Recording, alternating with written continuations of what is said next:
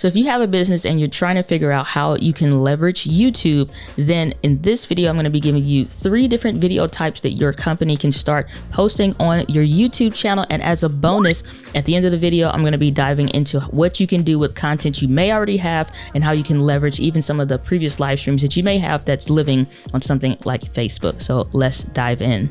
So YouTube is a fantastic platform that is widely known as the 2nd largest search engine in the world, meaning there's a ton of people coming to this platform every single day looking for content that they can learn from, that's interesting to them, how to do something, all kinds of stuff. One of the main things I would definitely say don't do, that a lot of entrepreneurs make this mistake very early on, is they basically just post a ton of random stuff on their channels and they're hoping that somehow that conveys or translates into clients, and it never does, and it never will. That is not the culture and the nature of YouTube.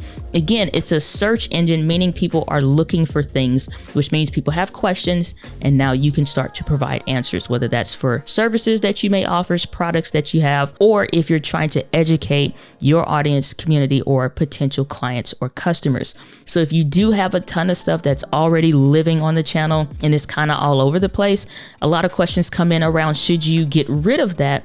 And you probably, I wouldn't say delete it, but what you can do is unlist it when you go into YouTube. That way it's no longer visible on your channel. But let's dive into the 3 different video types that you probably need to be making to start building up a good library of content that not only gets you views and subscribers and starts generating income from the YouTube side of things, but also starts to contribute to your regular business. So video idea number 1 is going to be create a how-to video. How-to is a phrase that gets searched over 450 times every single month, which means that no matter if you have a food company, if you have a product or a service, doesn't matter if you're talking about tires, oil changing, Facebook marketing, you name it, people are searching for how to learn how to do something specifically on this platform, and every niche has tutorial based content. Now you could be wondering, how does this fit into the narrative of your company to actually get you clients and sales and things like that? Well, you have to think about the person that answers the most questions is the person that usually gets the business. If you can't provide a reason and show even your expertise or knowledge longer and better than the we've been in business since 1974 thing, like, they don't care about that. And that's probably the hardest pill to swallow in creating video content, is understanding nobody cares, meaning the audience doesn't care about your company. They care about answering their pain points and their problems first. So the one who serves the best is the one who's going to get the most clients. And then obviously having people connect with you. And when you answer their questions, that's a great way to do that. So let's take a look at some examples that you can go to on YouTube right now and see how many searches per month that people are looking for certain questions, no matter what niche or industry that you're in. If you take a look at a search like how to create a Facebook pixel, this gets 720 searches per month, which means every single month, over 700 people are typing in this specific phrase. Especially if you speak multiple language, that's something else that you could potentially leverage. Not going to dive into that in this video, but just take that as a reminder and into consideration. Here's another example: how to hire a virtual assistant. People are searching for this over 320 times per month. Every single month, which means that these are constantly having new people get new views, starting new searches on YouTube around this topic. So this singular question is getting a ton of people looking for it. If this is something that's a service or product or whatever that you offer, even if it's a book or something that you wrote, then it's good to start answering questions and start showing up as the go-to resource, which should be your goal with your content. Let's do one more example. If you're into real estate, you're gonna love this one. This is how to buy a house with no money down. This gets over 1,900 searches per month. That is wild, because you have to think about how many questions, whether you're a real estate agent, whether you are someone that's a broker or whatever it is that you do, especially if you start looking at state specific things, then people are looking for those questions because they think or know that they heard about it, but they aren't sure. So in the midst of their research, they're looking for a specific answer to their specific pain point. So when you really think about this, you're able to really create a library of content and a playlist of content that when they find your one video, they find a whole library of relevant content that not only answers their questions, but if you're constantly getting them in that yes pattern, being able to answer all of your questions, then of course they're going to say, well, shoot, you know everything. How can I potentially work with you? So video number 1, how-to videos are extremely powerful. So tip number 2 is going to be turning some of your frequently asked questions into actual videos. And this is very powerful because not only can you have these listed on your website, and nearly every profession, niche, or industry has a frequently asked questions, or even if you're just getting started, you can go to somebody else's website and even pull ideas, video ideas that you can do that's specific to your niche, industry, or service, and start creating frequently asked questions.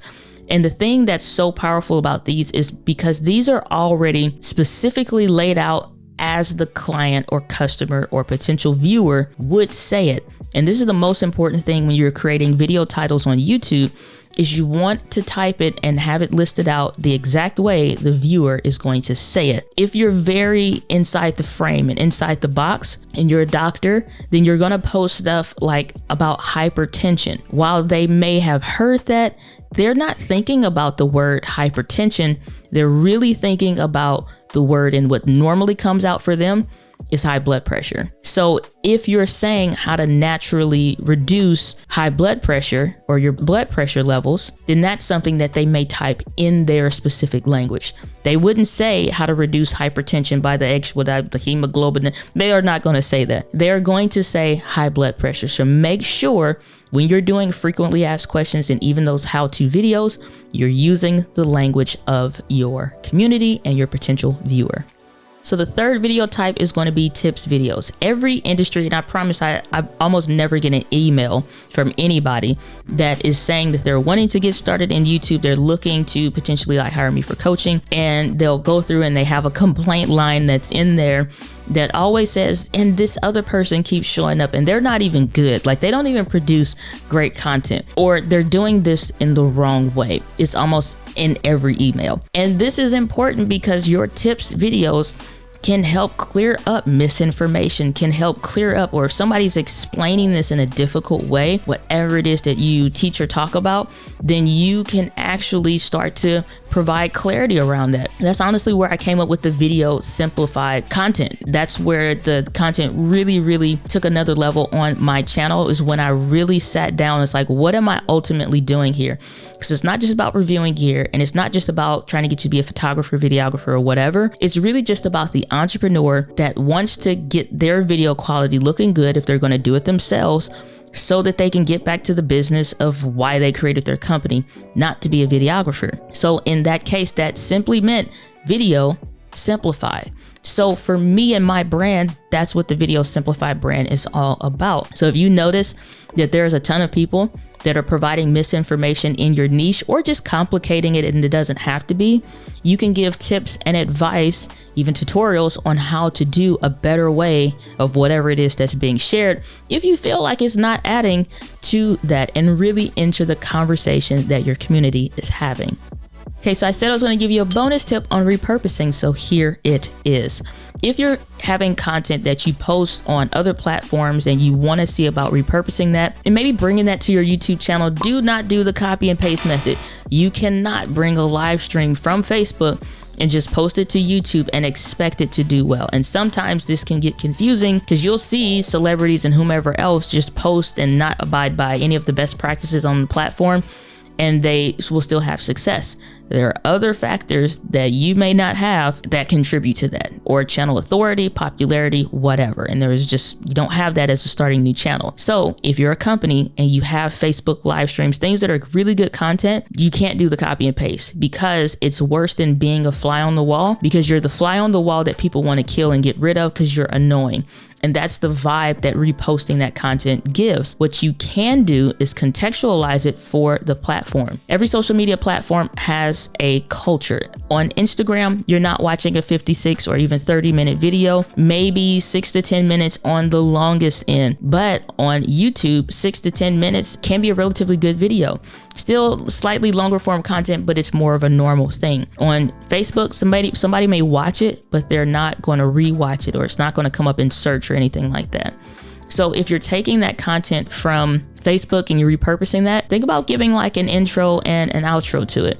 So if you went and gave a very relevant, rich tip for your Facebook live stream, and you want to repurpose that, only pull the meat. Don't give any of the, hey, Susan, good to see you, Billy, and all this, whatever. Take all that stuff out. Just make sure it's solely just the point. So when you start the video off for YouTube, you do need to do a recorded piece here to say and give some kind of an intro. I'm sure you're asking questions around what are the best settings that I use for the Rodecaster Pro. In a recent live stream, we went through every menu, every setting on the Rodecaster Pro, but I want to show you the only 2 things that I use from this live stream. It's only about a 3-minute clip, but let's take a look. That is brilliant because it lets them know it's only 3 minutes. You're not watching the whole thing. Yes, you can have access to the full replay someplace else, stuff that you can listen in the description, but you're letting them know this video still is going to answer your question. You show the clip, only the relevant bits, and then you transition back to yourself. My tip is never end a video unless you just don't know what you want to do next or what you're going to post next, but really seed and lead them to the next thing. So if maybe I'm talking about the Rodecaster Pro settings, maybe the next thing is an accessory that really helps contribute to that. So when the video comes back in, I'm going to say something to the effect of, so those are the settings that I use, but it's really just one little piece that's called the FET head that I love to use, that I really think it boosts the quality of that. So in the next video, I'm going to show you how I actually connect that to the Rode, and then you just wrap the video up. But I'm seeding and leading like, yep, you got what you need, but before you go, I'm not going to say bye or all this whatever stuff and have a noticeable close. I'm going to lead you into the next logical question, that next logical video. Now you can get people to start binge watching your content, create stuff that's not only searchable, but bingeable, and things that are helpful. So it's contextual to the platform. Let me know in the comments, was that a helpful pro tip for you? So repurposing live streams is something that a lot of people do have difficulties with. So in the next video, I'm actually going to be walking you through how to repurpose a Facebook live stream, YouTube live stream, or whatever you want to use so that you can do just like the example that I gave you in this video.